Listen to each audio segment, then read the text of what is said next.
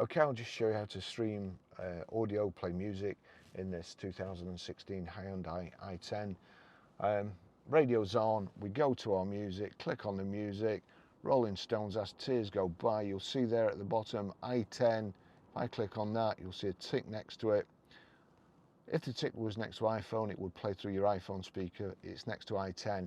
That means any audio, whether it be Spotify, iTunes, Amazon, or the soundtrack of a YouTube video, whatever, any audio that's playing on your phone will come through here if you've got it set up properly. So we'll go back to that, we'll click play. Then over here, we go to media. Click on media.